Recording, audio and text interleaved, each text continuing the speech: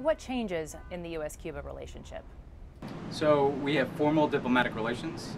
The Cuban embassy opened here in Washington, our embassy opened in Havana, and that leads to several very practical differences. We'll have more personnel at our embassy in Havana.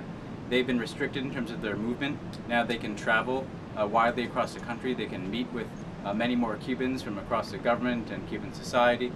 And we can pursue formal cooperation in bilateral areas like counterterrorism or disaster response. So again, we're still going to have differences, but the ability to cooperate and operate in each other's countries is much enhanced with today's announcement. From the White House perspective, how does the now diplomatic relationship between the U.S. and Cuba affect the opinion or the perspective of the United States around the world, particularly in Latin America? Well, we acknowledge that this has been a huge anchor on America's position, particularly in the Americas. The rest of the countries in Latin America have moved on from this policy long ago. And in fact, when we would show up at summits in Latin America, the issue was not what we wanted to talk about. It was always, when are you going to change your Cuba policy? And that was the uniform position, not just in South America, but our Canadian friends wanted us to take this change.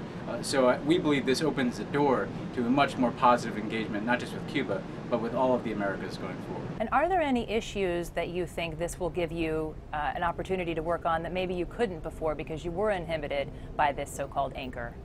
Well, first of all, we've been able to cooperate with the Cubans on, for instance, the Colombian peace process, which is taking place in Havana. And we now have a U.S. envoy supporting that peace process. So there are practical issues where working with Cuba will enable us to make progress. But then also there's just issues that we would rather elevate the attention of in the Americas. So for instance, this year we had Cuba at the Summit of the Americas. We also had a civil society component at the Summit of the Americas for the first time. We believe we're in stronger ground to advocate for issues like human rights when we're leaving behind a policy that was doing more to punish the Cuban people than it was doing things to promote human rights. I think what we saw, for instance, at the Summit of the Americas is there was tension between the United States and Venezuela leading into that summit, but frankly it was hard for leaders to make the United States out to be the traditional boogeyman in the region. You almost get accustomed to everybody on the far end of the left spectrum in the hemisphere making the same speeches about the United States, seeking to control and dominate the region. Frankly, this Cuba policy demonstrates that we acknowledge that there is a history of U.S. interference in the region, but we're leaving that history behind. And frankly, what we said in Venezuela, look, we're not here to try to overthrow the government or control Venezuela. We simply take the position that the Venezuelan people should determine their own future. That's up to them. Well, we think that the embargo should be lifted. That's our position. And what we've been doing is the president, through executive action, is doing whatever he can to facilitate greater travel to Cuba, greater commerce, greater commercial activity for U.S. businesses. But there are limits in the legislation in terms of what we can do.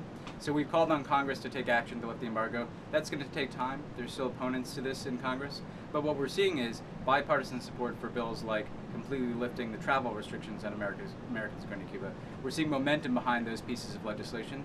And the fact is, all the momentum is with people who want to change this policy. I think the people who are holding on to the past look more and more isolated. Americans are very interested in Cuba. They want to go there. They want to do business there. And we think there's going to be a natural momentum that's going to make it impossible, frankly, at some point, to continue to stick to the policy of the embargo.